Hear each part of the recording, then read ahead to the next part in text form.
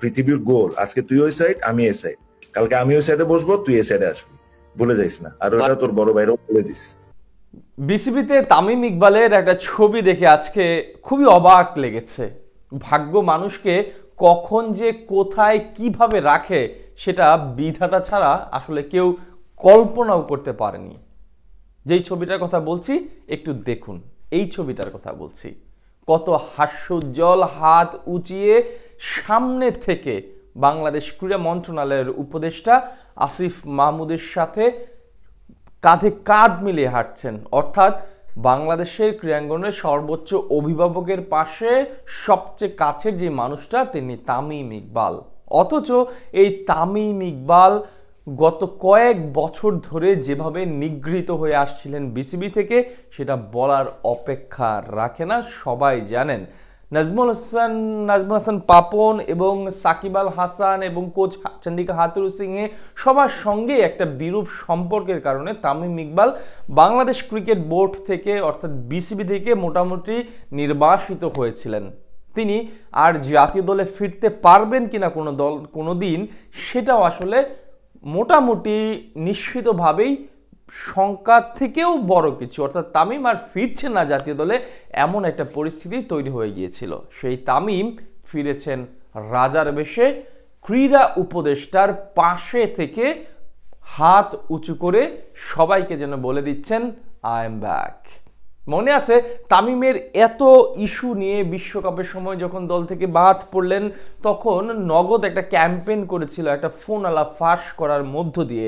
সেই ক্যাম্পেইনে তামিম ইকবাল মেহেদী হাসান মিরাজের সঙ্গে ফোন আলাপ করছিলেন এবং সেখানে এভাবে বলছিলেন, পৃথিবীর গোল, আজকে তুই ওই সাইড আমি এই সাইড, কালকে আমি ওই সাইডে বসবো তুই এই সাইডে আসবি, ভুলে যাইস না। আর ওটা তোর বড় ভাইরাও বলে দিস।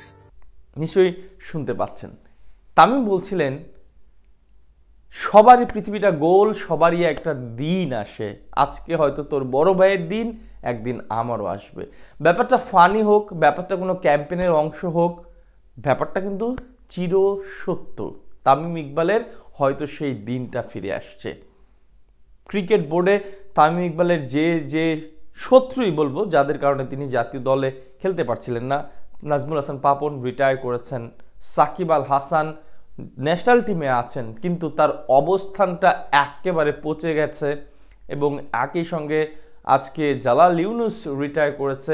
তামিম ইকবালের পথের কাঁটাগুলো কিন্তু অটোমেটিকলি এই সরকার চলে যাওয়ার সাথে সাথে কাঁটাগুলো সরে গেছে বা হারিয়ে গেছে। সো তামিম ইকবালের পথটা পরিষ্কার। শোনা যাচ্ছে তামিম ইকবাল বিসিবির কোনো দায়িত্বে ফিরতে পারেন, কিন্তু ব্যাপারটা তা নয়। তামিম ইকবাল জাতীয় দলে ফিরছেন, তামিম ইকবাল চ্যাম্পিয়ন্স ট্রফিতে ফিরছেন, এই ব্যাপারটা মোটামুটি ক্লিয়ার হয়ে গেছে।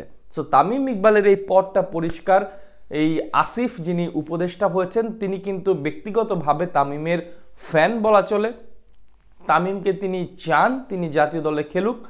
তার ফ্যানের জায়গা থেকে এখন যেহেতু তিনি একটা দায়িত্বশীল পদে রয়েছেন সেই জায়গা থেকে তিনি চান, তিনি এর আগে বলেছেনও তামিম চ্যাম্পিয়ন্স ট্রফিতে ফিরে আসুক, এবং সেই জায়গায় আসলে সব কার্যক্রম চলছে। তামিমের সঙ্গে তিনি সরাসরি কথা বলেছেন এবং যতটুকু জানা গেছে তামিম ইকবাল ফিরছেন, চ্যাম্পিয়ন্স ট্রফি দিয়েই তামিম ইকবাল ফিরছেন।